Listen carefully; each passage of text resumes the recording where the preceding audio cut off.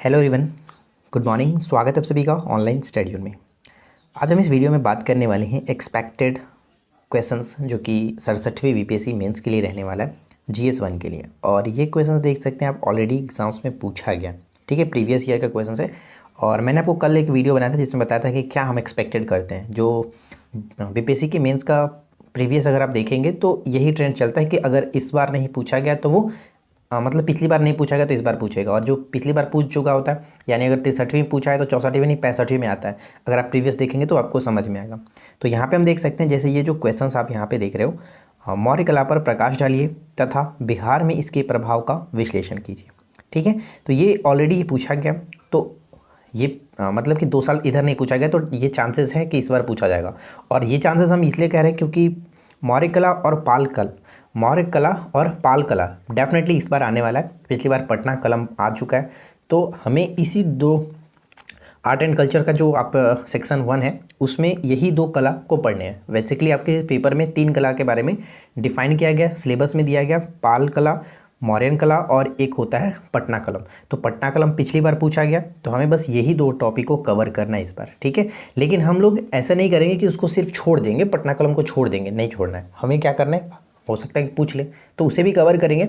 फिलहाल हम आज इस वीडियो में इसके बारे में देखेंगे कि किस तरह से हमने इस क्वेश्चंस को लिखा हुआ। तो चलिए इस वीडियो को शुरू करते हैं। तो देखिए फ्रेंड्स, हम लोग स्टार्ट करते हैं और आप यहाँ पे ध्यान से समझेंगे किस तरह से हमें क्या क्या लिखना होता है। देखिए, अगर हम बात करें, लिखने का तरीका भी अलग अलग होता है, सबका अपनी अपनी लिखने की शैली होती है। तो सबसे पहले हम कोशिश करते हैं कि जिस टॉपिक के बारे में बात कही जा रही है उसका हमें उसका इंट्रोडक्शन देना होता है, उसकी भूमिका जिसको कहते हैं उसको लिखना होता है, ठीक है। तो यहाँ पे जैसे कि मौर्य कला पर प्रकाश डालिए, ठीक है, तथा बिहार में इसके प्रभाव पर विश्लेषण करना है। तो हम यहाँ पे बात कर रहे हैं किसके, मौर्य कला के बारे में। तो सबसे पहले हमें इसके बारे में कुछ डिफाइन करना होगा। मौर्य कला है तो कला से संबंधित कुछ पहले पॉइंट्स हमें लिखना होगा। उसके बाद धीरे धीरे हम आगे करके स्टेप बाय स्टेप आगे बढ़ेंगे, ठीक है। लास्ट में हमें कहाँ तक जाना है, बिहार में इसके प्रभाव के बारे में डिस्कशन करना है। ये पेपर आपका 2018 में पूछा गया ये क्वेश्चंस, तो इसके बारे में मैंने पूरी कोशिश की है कि किस तरह से लिख सकते हैं। देखिए, मैं ये नहीं कहूँगा कि ये जो हमारा राइटिंग है वो आंसर राइटिंग जो है वो परफेक्ट है, ठीक है। बहुत सारी इसमें कमियां होंगी अगर जो आप लोग पहले से प्रिपरेशन कर रहे हैं। फिलहाल मैं तो नया हूँ, लेकिन हमारे चैनल पे उम्मीद करता हूँ कि आप लोग जो देख रहे होंगे, आप लोगों में से कुछ लोग जो होंगे वो ऑलरेडी 2 अटेम्प्ट 3 अटेम्प्ट ले चुके होंगे, मतलब उनके पास कुछ ना कुछ एक्सपीरियंस है। तो वो लोग डेफिनेटली देखें और बताइएगा कि क्या कमियाँ हैं, ताकि हम लोग इसको सुधार कर सकें। ऐसा नहीं कहूँगा कि ये मेरा परफेक्ट है, ठीक है। तो बस मैं एक ओवरव्यू देना चाहता हूँ कि किस तरह से लिखा जाता है। हाँ, अगर इस टॉपिक से है तो इस टॉपिक से संबंधित कुछ कुछ पॉइंट्स आपको मिल जाएंगी, आप खुद से लिखने की कोशिश कर सकते हैं, ठीक है। लिखना कैसे होता है, तो आप अलग अलग 2-3 बुक्स को ले लीजिए, 2-3 सोर्स ले लीजिए, साथ ही साथ आप इंटरनेट का सहारा ले सकते हैं, गूगल पे बहुत सारी चीज़ें हैं। तो इस टॉपिक से जो रिगार्डिंग आप सारी चीज़ों को पढ़ लीजिए। क्या था मौर्य कला में क्या है, मौर्य कला की विशेषता क्या है, इन सभी टॉपिक्स को पढ़ने के बाद आपको कुछ जानकारी हो जाएगी। उसके बाद आप अपना लिखना स्टार्ट करेंगे, ठीक है। तो चलिए शुरू करते हैं। देखिए, हमने यहाँ पे स्टार्ट इसलिए किया, अगर हाँ एक चीज़ और कि पेपर कैसा रखना है, तो आपके पास अगर A4 साइज़ का पेपर है तो बहुत अच्छी बात है, उसको ले लीजिए। उसके बाद चारों तरफ आपको करना ये है कि इस तरह से, देखिए जो मैंने मार्जिन छोड़ा है ये आपको करना है, क्योंकि ये मुझे पता चला है कि बीपीएससी का रूल ही है भाई ऐसा करना। तो चारों तरफ से आपको इतना इतना छोड़ना है, तो इस तरह से करके लिखिए, यही आपका रूल है। अब इस हम बात करते हैं डायरेक्ट क्वेश्चंस भी। तो देखिए, स्टार्ट करते हैं। अगर आप चाहो तो यहाँ पे भूमिका लिख करके आगे बढ़ सकते हैं। तो आप चाहो तो यहाँ पे भूमिका लिखेंगे और उसके बाद हम इसके बारे में डिफाइन करेंगे। तो क्या कह रहे हैं कि कला किसी काल के मानवीय कल्पनाओं के मूर्त रूप को प्रदर्शित करती है। अब यहाँ पे जैसे कि आपने देखा कि यहाँ पे मैंने मानवीय कल्पनाओं के मूर्त रूप को अंडरलाइन किया। ये अंडरलाइन इसलिए किया था क्योंकि ये हाईलाइटेड करने के लिए कि इस पर जो कॉपी हमारा चेक हो रहा है, जो चेक कर रहे हैं एग्जामिनर जो है, उसका फोकस इस पे जाए। तो बस इस थोड़ा सा आपको ये ध्यान रखना होता है कि जहाँ भी आपको लगे कि हाँ ये चीज़ इंपॉर्टेंट है, हाईलाइटेड पॉइंट्स देना चाहिए, उसको आप उसी वक्त अंडरलाइन कर देंगे, ठीक है। ये चीज़ ध्यान रखिएगा। तो यानी कह रहा है क्या कि कला किसी काल के मानवीय कल्पनाओं के मूर्त रूप को प्रदर्शित करती है। कला के दृष्टिकोण से सिंधु घाटी सभ्यता के बाद प्राचीन भारतीय इतिहास में मौर्य कला को भारतीय उत्कृष्ट कला के प्रारंभ का समय माना जा सकता है, ठीक है। इस तरह से आप पढ़ेंगे, एक दो बार, दो तीन बार पढ़ेंगे तो आपको समझ में आएगा कि हाँ बात क्या है, बात लिखना कैसे है, ये चीज़ क्लियर। इसके बाद हम थोड़ा सा और आगे बढ़ेंगे और इसके बारे में और देखिए। अब यहाँ पे क्या कह रहा है, माना जा सकता है, तो इसके बाद है कि हड़प्पा काल के पश्चात सर्वप्रथम मौर्य काल में कला एवं स्थापत्य का स्वरूप स्पष्ट प्रकट होता है। यानी कि हड़प्पा काल के पश्चात सर्वप्रथम जो हमें कला के बारे में, स्थापत्य के बारे में जो स्पष्ट जानकारियाँ मिलती हैं वो कहाँ से, तो मौर्य काल में कला एवं स्थापत्य का स्वरूप स्पष्ट प्रकट होता है। अब यहाँ पे एक जो कि काफ़ी फेमस मुझे मिला तो मैंने यहाँ पे नोट डाउन कर लिया, जैसे कि बीजी गोखले के अनुसार मौर्य कला से पूर्व की भारत की कला का इतिहास भाषा की दृष्टि से एक सादे पृष्ठ तरह, मतलब कुछ है ही नहीं था, इस तरह से कह सकते हैं कि भाषा की दृष्टि से एक सादे पृष्ठ और पुरातत्व की दृष्टि से मतलब कुछ मिला भी नहीं है, पुरातत्व की दृष्टि से खाली अलमारी की तरह, अलमारी की भांति है। तो कितना अच्छा लग रहा है, इस तरह से आप चाहो तो लिख सकते हो, ठीक है।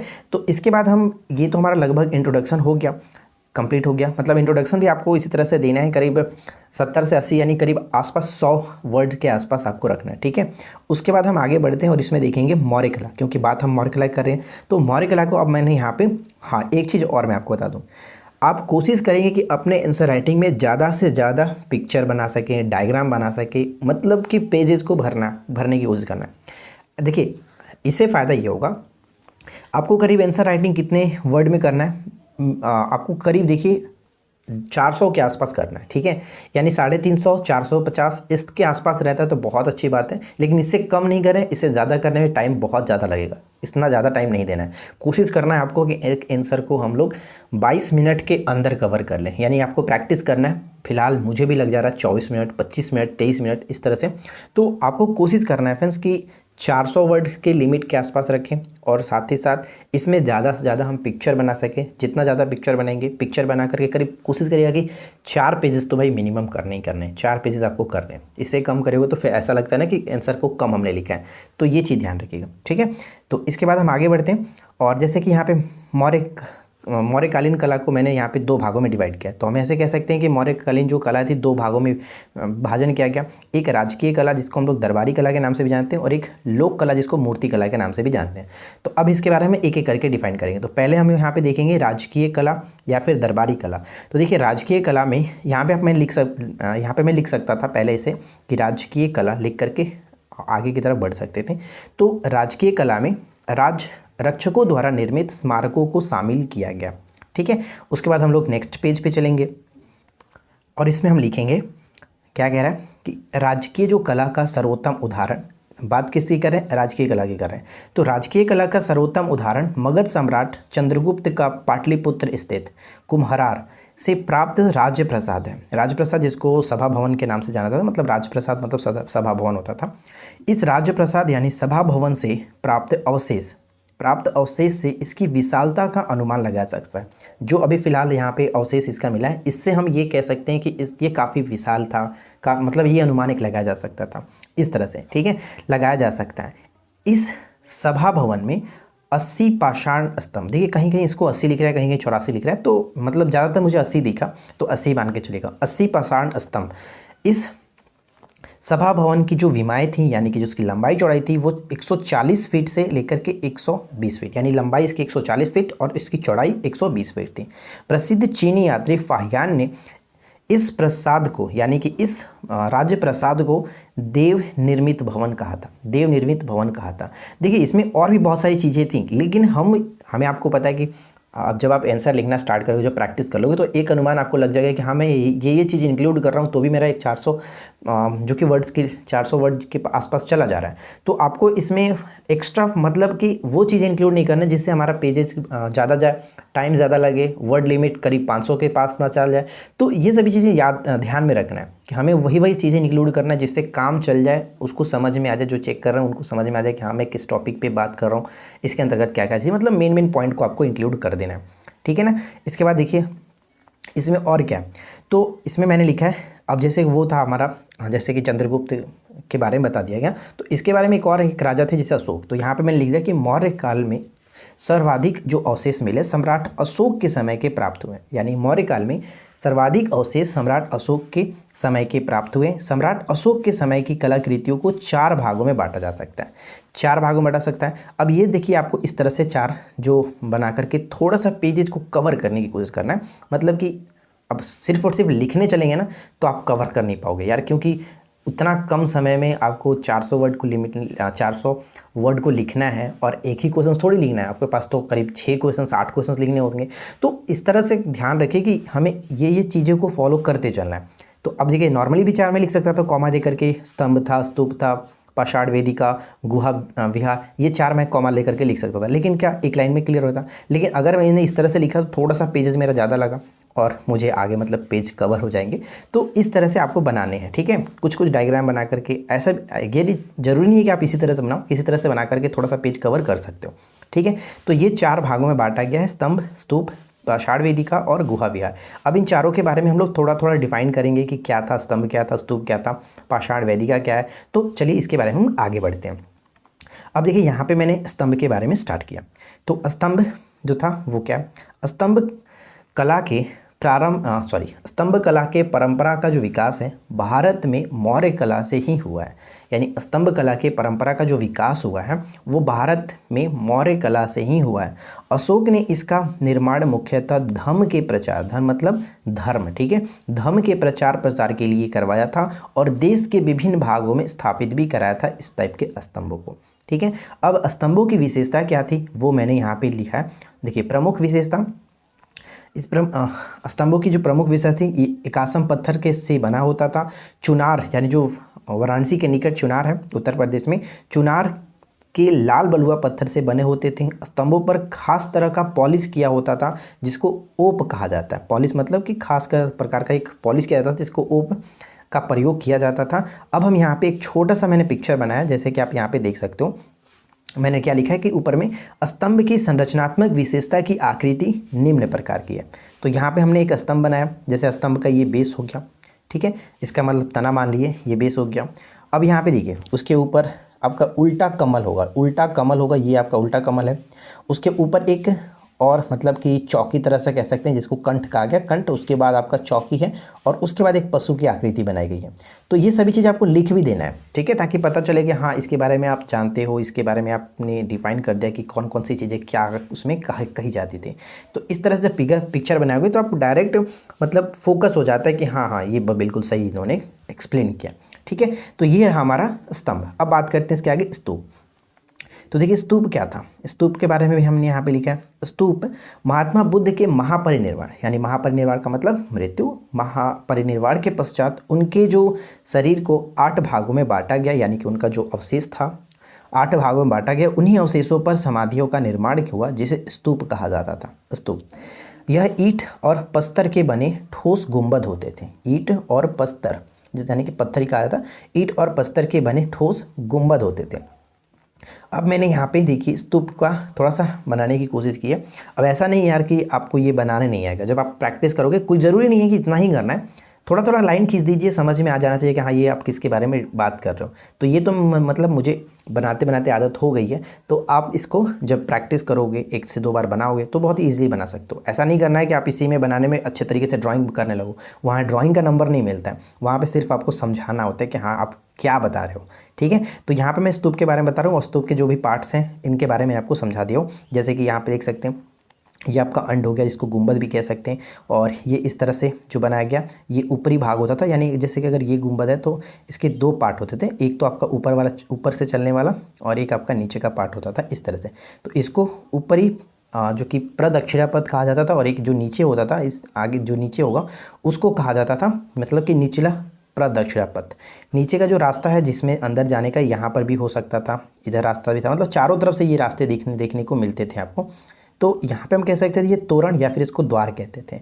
इसके ऊपर का जो बना है वो हर्मिका कहलाता है, और इसके ऊपर आप जैसे छतरी की तरह देख रहे हैं, छत्र लिखा जाता है, छत्र, और जो इसमें डंडी लगी हुई है उसको यष्टि कहते हैं। तो ये आप बना करके प्रैक्टिस कर सकते हैं, ठीक है। देखने में खूबसूरत लगता है, इस पर थोड़ा सा ध्यान ज़्यादा जाता है तो यहाँ पर आपका मार्क्स बढ़ने की चांसेस होती हैं। अब उसके बाद हम बढ़ते हैं आगे, जो हमारा था वेदिका। वेदिका देखिए सामान्यतः मौर्यकालीन विहार और स्तूप को वेदिकाओं से घिरे होते थे, यानी जो सामान्यतः मौर्यकालीन विहार होते थे, स्तूप होते थे, उनको वेदिकाओं से घेर दिया जाता था। बस इसमें ज़्यादा कुछ लिखना नहीं है। उसके बाद एक गुहा विहार। जो विहार होता था, गुहा विहार या फिर विहार कह सकते हैं, ये मुख्यतः भिक्षुओं के निवास केंद्र होते थे। मौर्य काल में पहाड़ों को काट करके गुफा विहारों का निर्माण कराया गया। सम्राट अशोक और उसके पौत्र दशरथ ने बौद्ध आजीविकों के रहने के लिए इसका निर्माण कराया था। जैसे हम जानते हैं बराबर की पहाड़ी हो गया और ये नागार्जुन की पहाड़ी हो गया, तो इनको काट करके बनाया गया था आजीविकों के रहने के लिए। तो इसमें मैंने मेंशन तो नहीं किया, अगर आप चाहो तो मेंशन कर सकते हो, क्योंकि ऑलरेडी हम देख रहे थे ज़्यादा हो जाएगा। तो चलिए, ये हमने क्या बात किया था, ये हमने राजकीय कला के बारे में डिफाइन किया सब चीज़। अब हम उसके बाद दूसरा जो पार्ट था लोक कला, जिसको मूर्ति कला भी कहते हैं, उसके बारे में थोड़ा सा जानकारी हम यहाँ पे देते हैं। मौर्य काल में राजकीय दरबार से बाहर, यानी राजकीय दरबार से बाहर, राज दरबार से हट करके जो जनसाधारण लोगों के द्वारा कला का आधारभूत विकास हुआ, उसे लोक कला कहा जाता है। लोगों के द्वारा यानी लोक कला कहा जाता है। मूर्ति कला के श्रेष्ठ नमूने इसी लोक कला के प्रमाण है, लोक कला के प्रमाण है। बिहार में हमें बात करना था, बिहार से जो प्रभाव था उसके बारे में। तो बिहार में मौर्य कला के प्रभावों को हम निम्न प्रकार से देख सकते हैं, यानी कि मौर्य कला से संबंधित बिहार में क्या कुछ चीज़ें थीं, ये सभी चीज़ों के बारे में यहाँ पे डिफाइन करना था। तो यहाँ पे मैंने छोटे से पॉइंट्स में ही कवर करने की पूरी कोशिश की है, जहाँ से एक अनुमान लगाया जा सके कि हाँ ठीक है, प्रभाव तो था। जैसे पटना के दीदारगंज से जो प्राप्त यक्षी है, इसकी मूर्ति मौर्य कला का अद्भुत उदाहरण है, मौर्य कला का अद्भुत उदाहरण है, जिसे दीदारगंज यक्षी के नाम दिया गया। ठीक है, दीदारगंज यक्षी का नाम दिया गया। उसी तरह से लोहानीपुर पटना में ही है, लोहानीपुर पटना से प्राप्त 2 नग्न पुरुषों की मूर्तियां मिली हुई हैं, यानी मूर्तिकला के उदाहरण हमें बिहार में देखने को मिल रहा है, प्रभाव रहा है। ठीक है, इसके बाद कुम्हरार से विभिन्न पशु पक्षियों की मूर्तियां भी प्राप्त हुई है। उसी तरह से बुलंदीबाग से एक नारी मूर्ति प्राप्त हुई है, ये भी याद रख सकते हैं, ये भी इसी के अंतर्गत हम इंक्लूड कर सकते हैं। तो ये रहा हमारा यहाँ पे बिहार में मौर्य कला के प्रभाव। अब इसके निष्कर्ष भी हम देख लेते हैं। देखिए, सबसे ज़्यादा आपको काम करना होता है अपने इंट्रोडक्शन और इसके जो कंक्लूजन है यानी कि निष्कर्ष, इन दोनों पे। निष्कर्ष जितना ज़्यादा अच्छा लिखेंगे, क्योंकि ज़्यादातर जो फोकस रहता है पढ़ने पे, वो आपका इंट्रोडक्शन ही पढ़ने पे फोकस होगा और लास्ट में निष्कर्ष पे। तो कोशिश करिए कि निष्कर्ष को थोड़ा सा बेटर बनाएं। अब ये निष्कर्ष भी उतना बेटर नहीं है, इससे भी बेटर हो सकता है, आप इससे भी अच्छा लिख सकते हो। ठीक है, तो निष्कर्ष एक अनुमान देख सकते हैं क्या क्या मैंने लिखा है कि मौर्यकालीन कला प्राचीन विहार कला एवं संस्कृति के दृष्टिकोण से, यानी मौर्यकालीन कला है, प्राचीन विहार जो है वो कला एवं संस्कृति के दृष्टिकोण से व्यापक समृद्धि का सूचक रहा है।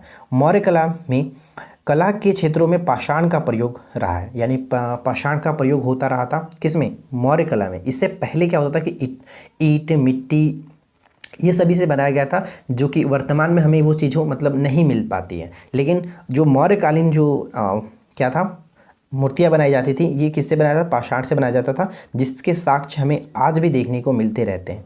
तो ये छोटा सा मैंने कंक्लूज़न यहाँ पे रखा था। देखिए फ्रेंड्स, उम्मीद करते हैं कि आपको एक अनुमान लग गया होगा कि ये किस तरह से आपको आंसर लिखना है। ठीक है, तो हम कोशिश करेंगे कि इसी तरह से और भी इम्प्रूवमेंट के साथ आपके साथ इसी तरह के आंसर शेयर करें, किस तरह से लिखना है, क्या है हमारी आंसर राइटिंग कैसे चल रही है, वो सभी चीज़ें हम आपके बारे में डिस्कस करेंगे। तो आपसे एक छोटी सी राय है, आप लोग नीचे कमेंट करके बताइएगा, जो लोग एक्सपर्ट हैं, मतलब जो ये 2-3 बार लिख चुके हैं, जो क्वालिफाई कर चुके हैं, जो इंटरव्यू तक पहुंच चुके हैं, और अगर जिनका सिलेक्शन हो गया भाई वो भी देख रहे हैं तो बहुत अच्छी बात है। उन सर से भी मेरी एक छोटी सी रिक्वेस्ट रहेगी कि आप लोग थोड़ा सा आप बताइएगा कि ये आंसर कैसा रहा, और अगर ये 38 मार्क्स का रहता है तो आप इसमें कितना मार्क्स देंगे। ठीक है, 38 में से आप कितना देंगे, आप नीचे ज़रूर कमेंट करिएगा। ठीक है फ्रेंड्स, और जो लोग नए हैं, सबसे पहले हैं, मतलब पहली बार इस अटेम्प्ट लेने जा रहे हैं, तो आप इस तरह से शुरुआत कर सकते हो, कोई दिक्कत नहीं है। स्टार्टिंग के लिए ये बेस्ट माना जाएगा, कोई प्रॉब्लम नहीं। ठीक है, तो उम्मीद करते हैं कि ये वीडियो आपके लिए हेल्पफुल रही होगी। वीडियो पसंद आया हो तो लाइक एंड शेयर कर दीजिएगा। साथ साथ चैनल पे पहली बार आए तो सब्सक्राइब करके नोटिफिकेशन बेल आइकन को ऑल पे सेट कर लीजिए। हम मिलते हैं आपके साथ इसी प्रकार के नए वीडियो के साथ, नए टॉपिक के साथ। Thanks for watching, keep learning, have a good day.